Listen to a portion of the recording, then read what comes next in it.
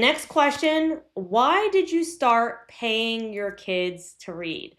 I'm going to give a lot of credit and props to my husband on this one. He is an avid reader. I read, but not quite at the pace that he does.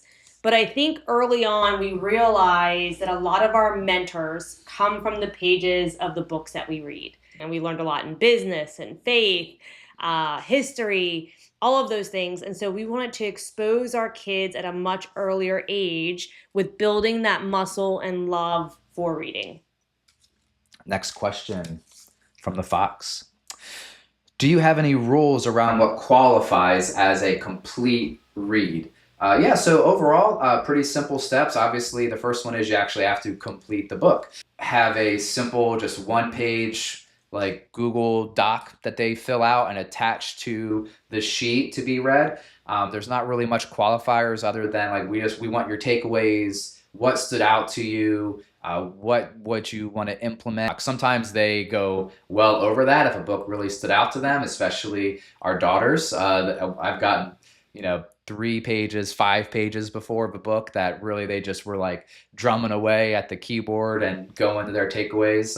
And sometimes just one page. So give some of that freedom, but at a minimum, they have to complete the book and do the 1-page summary to get qualified for being paid for that book. Yeah, I would say the Google Sheet was a game changer probably about 2 years ago when now we have 3 kids reading and we have boyfriends and girlfriends in the mix. That it was a lot to manage who finished what. Did we pay them for it? Did we not? Did they write the paper?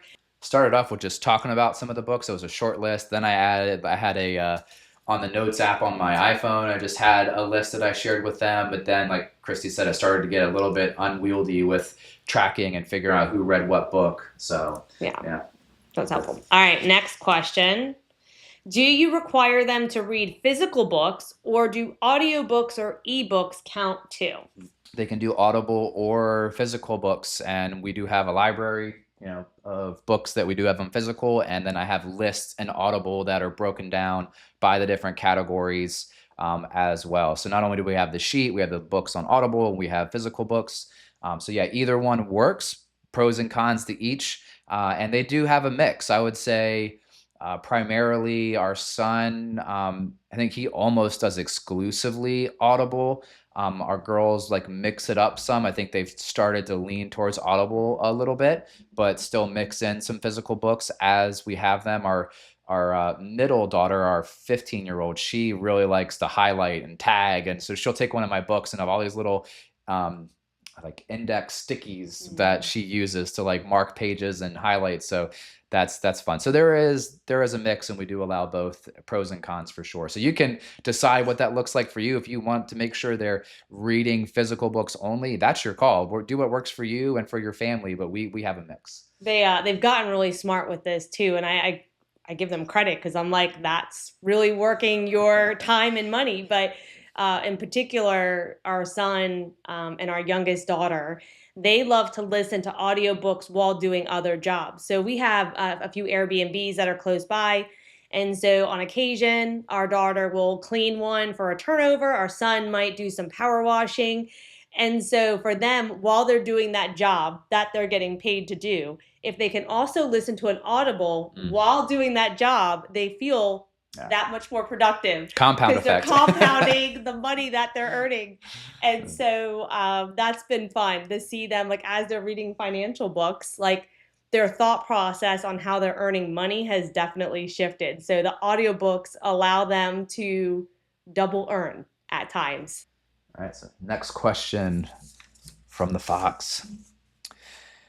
Is the goal just to get them reading, or are you also trying to shape their values or mindset? And we just kind of hit on this, but yeah, the goal is both. Wanting to instill a love of reading. We do just have books in there that are just fiction, and we already touched on that about the using English in a different way, hearing different time periods of authors and writing. But yeah, the primary goal was really just to shape their mindset, have them think bigger, not just going into the world with a limited mindset, or making sure we're exposing them to ideas, thoughts, systems that we've been exposed to. Yeah, and I would even say some of the books aren't even necessarily maybe even alignment with how we would completely see the world. And Right. so That's it true. is neat to bring in different perspectives. Hmm. So it's not that these books necessarily might even 100% align with something we believe, but may add value in a perspective to get them thinking about things differently, especially in history. Yeah. There's a lot of perspective to be gained there. So the And one books are book in great. particular that our kids have all really enjoyed and have had some conversation around is Robert Kiyosaki's book, Rich Dad, Poor Dad. And he has some thoughts that with how to use debt and other people's money that we don't align with 100%, but it gives us an opportunity to say, hey, he has his reasons for doing this, and here's what he says, and here's how we use this in our world, and here's why. So, and then they can take those two thoughts and see, okay, like that makes sense. And yeah, as you read more, there's themes that weave through different books that are best practices, that are universal truths, maybe, and other ones have new thoughts or new ways of doing implementing a tried and true mindset. So it really gives them a nice breadth of different authors, different systems, different thought processes.